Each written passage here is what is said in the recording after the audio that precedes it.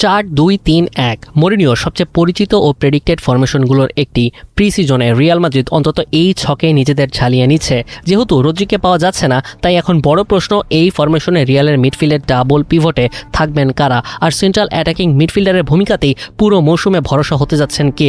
যদিও পাগলাটে মরিনিওকে প্রেডিক্ট করা বেশ কঠিন, এই লোক ফুটবলের দর্শনের চেয়ে প্র্যাগমাটিজমে সবচেয়ে বেশি বিশ্বাস করেন। তবুও বার্নার্দো সিলভা, চুওমেনি, কামাভিঙ্গা, গুলার, বেলিংহাম কিংবা ভালভার্দেকে নিয়ে কেমন হতে পারে রিয়ালের এই মৌসুমের মিডফিল্ড প্ল্যান, চলুন এই ব্যাপারটাকে কিছুটা বিশ্লেষণ করা যাক। রদ্রিকে আনার চেষ্টা সফল হয়নি মাদ্রিদের, তাই যে জায়গাটায় একজন হাই প্রোফাইল ডিফেন্সিভ মিডফিল্ডার এনে মিডফিল্ডকে আরও বেশি নিয়ন্ত্রিত করার কথা ছিল, সেখানে নতুন করে ছক কষতে হবে মরিনিওকে।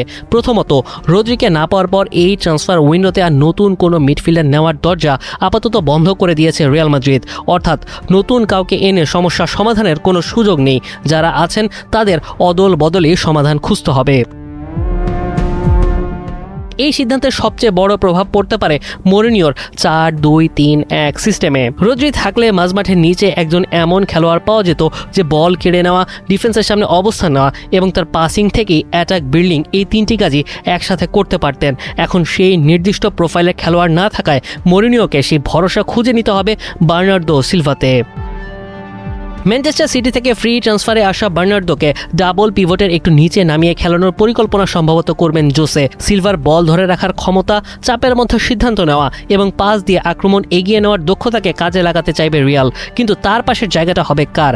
এখানে এই অপশনে বেশ কিছু বড় নাম জোসের হাতে রয়েছে, চুওমেনি, কামাভিঙ্গা, ভালভার্দে। কিন্তু এখানে একটা ধাক্কা অবশ্য রয়েছে, সেই বেঞ্চ।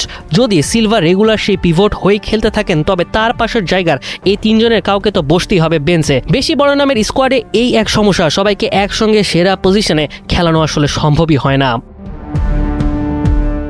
ভালভার্দের ক্ষেত্রে অবশ্য হিসাবটা একটু আলাদা, কারণ তাকে শুধু ডাবল পিভটের একজন হিসেবে দেখলে রিয়াল তার সবচেয়ে বড় অস্ত্রগুলোর একটা অপচয় করতে পারে। এই মিডফিল্ডারের সবচেয়ে বড় শক্তি হলো তিনি একই সঙ্গে রক্ষণে সাহায্য করতে পারেন, প্রেসিং করতে পারেন, বল নিয়ে সামনে উঠতে পারেন এবং প্রয়োজন হলে ডান দিকটাও কভার করতে পারেন। তাই সিলভার পাশে ভালভার্দেকে খেলানো একেবারে অসম্ভব কোনো পরিকল্পনা নয়, বরং এই জুটির একটা যুক্তিও রয়েছে।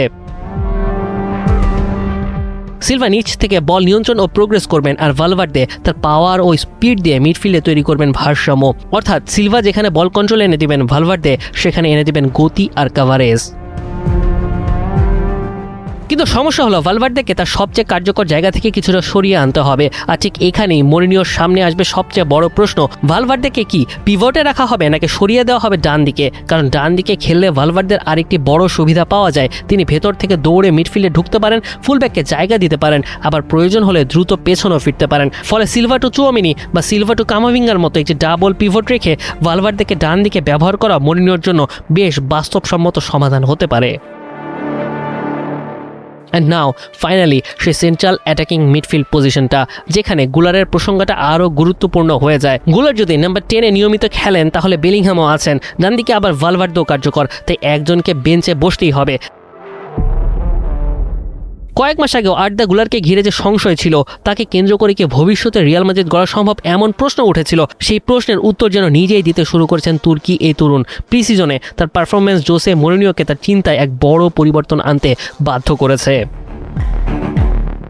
তবে গুলারের জন্য সবচেয়ে বড় চ্যালেঞ্জটা আসবে বেলিংহামের কাছ থেকেই। মরিনিওর পরিকল্পনায় প্লেমেকার পজিশনের সম্ভবত লড়াইটা এই দুজনের মধ্যেই হতে চলেছে। বেলিংহাম যদি দারুণ ফর্ম নিয়ে ফিরতে পারেন, তাহলে গুলারের কাছে নিয়মিত জায়গা পাওয়া কঠিন হয়ে যাবে, কারণ পুরোপুরি ফিট বেলিংহামই থাকবেন শুরুর একাদশে ফেরার প্রথম দাবিদার।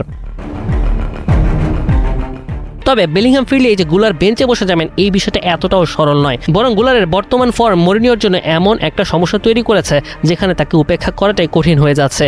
এখন প্রশ্ন একটাই, বেলিংহাম পুরোপুরি ফিট হয়ে ফিরলে এই ক্যাননকে একাদশে কোথায় জায়গা দিবেন জোসে মরিনিও? এই সব কিছু মিলেই 4-2-3-1 এই তিন পজিশনে এতগুলো স্টাইলিশ প্লেয়ারকে নিয়ে জোসে কেমন পরিকল্পনা সাজাতে চলেছেন, সেটাই সম্ভবত তিনিই জানেন। তবে এই পুরো মৌসুম জুড়ে রিয়ালকে রোটেশনের পাশাপাশি বিভিন্ন ছকেও তিনি খেলাবেন, এটা তো অনেকটাই প্রেডিক্টেড। আর এত তারকায় ভরা ড্রেসিং রুম সামনে নিজের চাওয়া কিছুটা রক্ষণাত্মক সিস্টেমেটিক কাউন্টার ফুটবলটা মাঠে বাস্তবায়ন করাই হবে জোসের সবচেয়ে বড় পরীক্ষা। মুনিম শাহরিয়ার, ৭১।